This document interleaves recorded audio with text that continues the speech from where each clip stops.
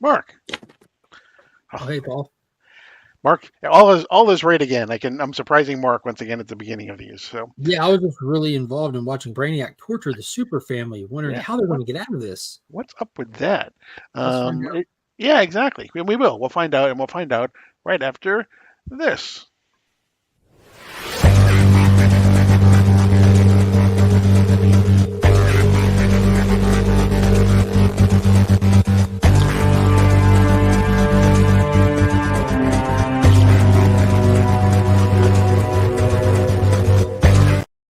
So it would have helped if I was ready to press the intro Mm, when we were actually ready to go, but that's way too technical for me. So way too um, high.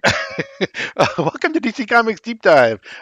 This don't forget to hit the subscribe button. It's Like, down ring the below. bell, all that. Subscribe, ring the All bell, that. ring the notification bell. Leave us a comment. Let us know how you're liking these. Let us know how you're liking House of Brainiac, because that's what we're going to be talking about today. It is House of Brainiac. It is Superman number 13, which is chapter 2 of the House of Brainiac. Running through Action Comics and Superman. Those two are crossing over, and then we're having little tie-ins with Green Lantern and Power Girl. And then we also have a House of Brainiac special coming up as well. So Mhm. this is covering the 3 months before we get to Absolute Power, which is the summer, the big DC Comics summer blockbuster that we have coming up. So, like I said, we're in chapter 2. House of Brainiac, Chapter 2.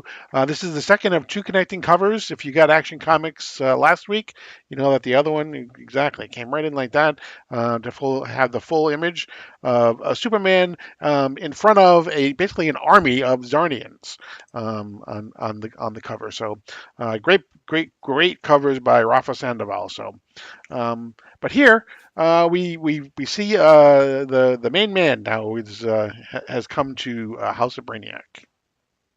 Yeah, the Lobo's here. Story kicks off at the Warriors Bar, Guy Gardner's bar, which is almost like Planet Krypton from Kingdom Come. Themed after superheroes. Right. Patrons come in and can see their favorite swag on the wall. It's like Applebee's or Shenanigans, but superhero themed.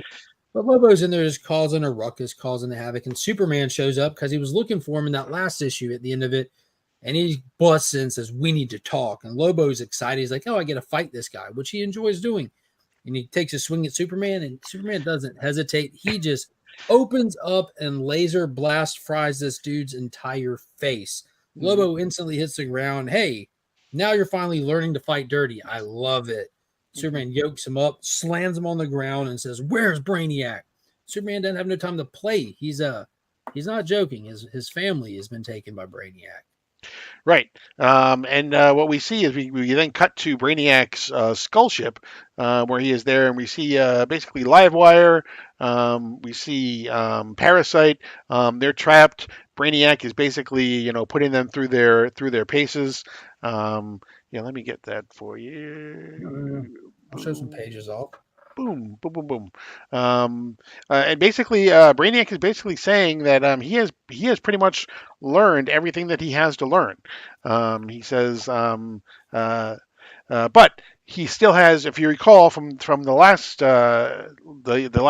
chapter, he has captured several of the heroes as well, and he has put them in their own little bottles. There's a bottle for everybody. Yeah, yeah, we kind of get to see like the first sign of like a motive to this too, because while he's not wanting to collect cities, while he's not really telling what he's up to, he does have them where they can't get out. And in the middle of him dialoguing, we see him kind of glitch.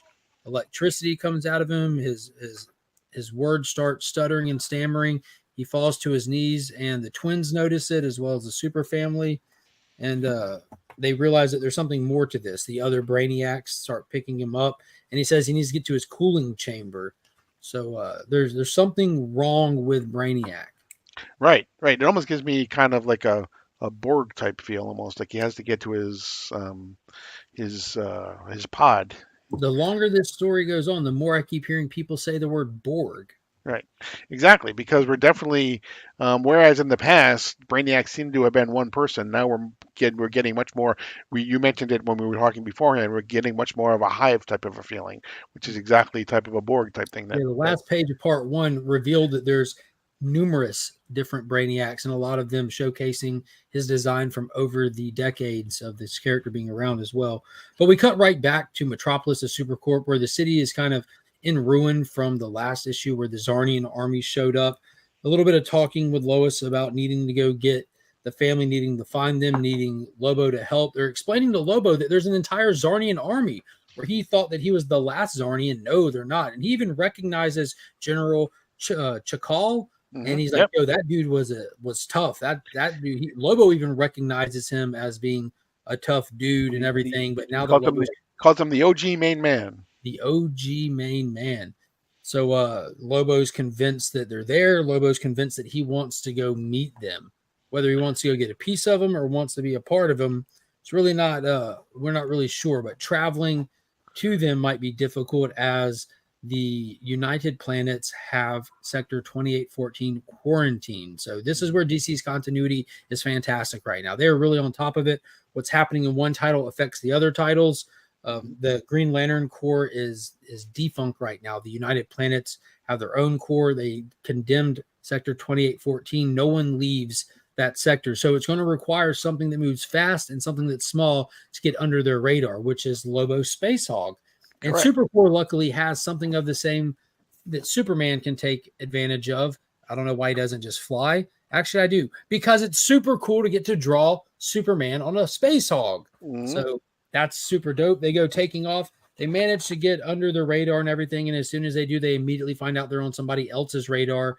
And the entire Zarnian army on Space Hogs come out to meet them. Yes. And just a quick note, although the Sector 2814 is quarantined, you're always safe in Sector 2815. Go on. Right here. So Lobo immediately sees them and sees them as a challenge. He says, you want to be the main man? You got to beat the main Right. man. And he dives straight for that Zarnian army. We immediately cut back to Brainiac's ship where he's coming out of his cooling chamber. And he says that the ship alerts him that Superman is on the way. He brought Lobo with him, and Brainiac's happy with this news. We need all the Zarnians we can get. They want to harvest power. And we get a first look at a tease right here as well. He looks at one of the chambers in his ship, and he says, "Patience." He's talking about patience. Did you do as I requested? We got to harvest all the power we can. And we see an entity right there that they intentionally keep shadowed out. Mm-hmm. But you can tell it's a female character due Almost to the like long hair. maybe a queen. Yeah, so that's what I was thinking. Is this the potential Brainiac Queen that's happening? We have this almost like this council of Brainiacs, and they're all Brainiac, but we know that we're supposed to be getting a Brainiac Queen introduced for the Absolute Power event. And if you're keeping tabs, the Brainiac Queen makes her first appearance on the cover of this issue. If you're looking to get little keys or you like having them, this is the first cover appearance of Brainiac Queen, though she does not appear in the issue. Right. And then Lex Luthor appears with Brainiac, and he basically says that he can help him. He can give him Superman. And of course, the people who are trapped in the, Supergirl and everyone else who are trapped inside the bottles say, what are you doing?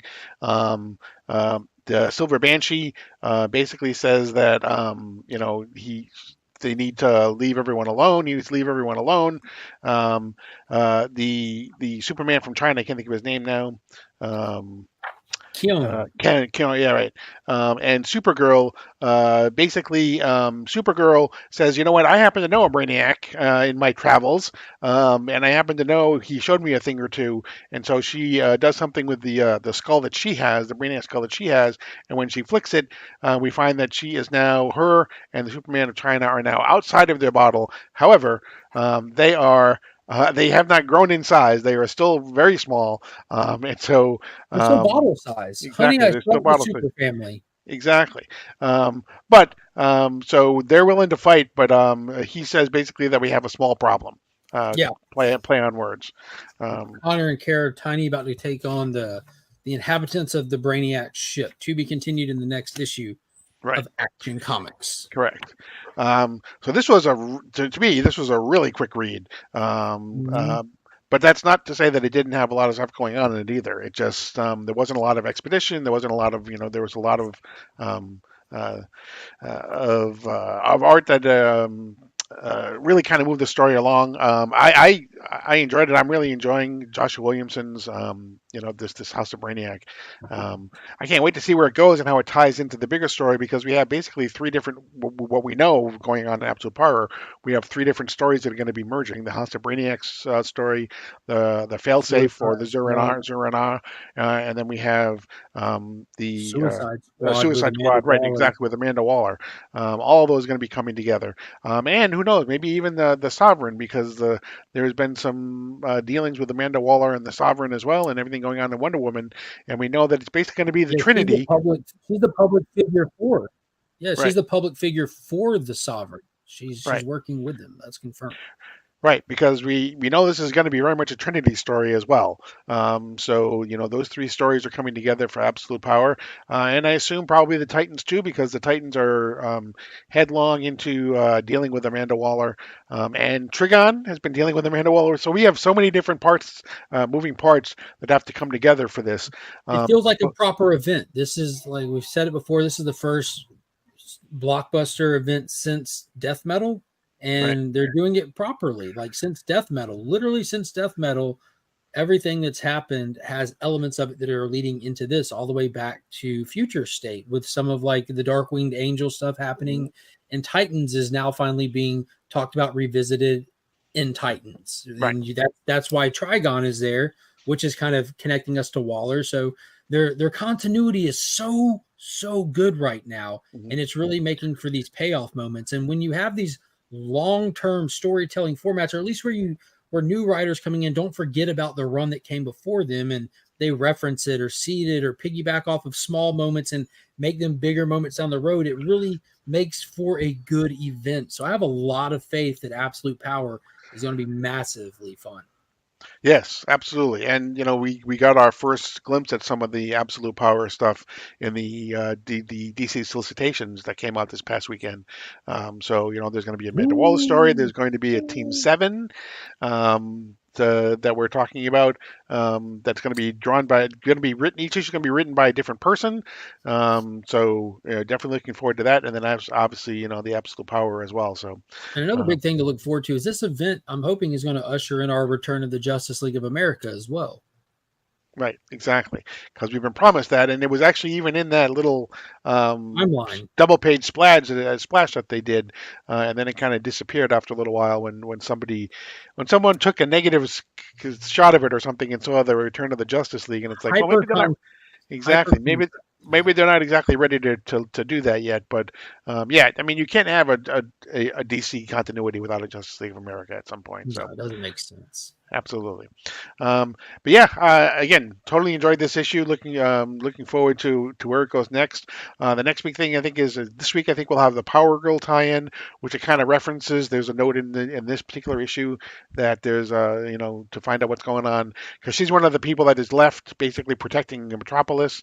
And then we'll have the House of Brainiac special, and then we'll get back into Action Comics with the third chapter. So lots of stuff going on over the next couple of weeks that'll tie into House of Brainiac. So next week maybe we can talk about maybe Power Girl and also the Green Lantern tie-in that happened last week, and we'll do the two tie-ins, and then we'll go back into House of Brainiac. So I mean, good um, stuff. It's going to be good stuff. exactly, definitely looking forward to it. But that's going to be it. Quick and dirty DC Comics deep dive this week. But as always, I am Mark. Sorry, I am Paul. He is Mark.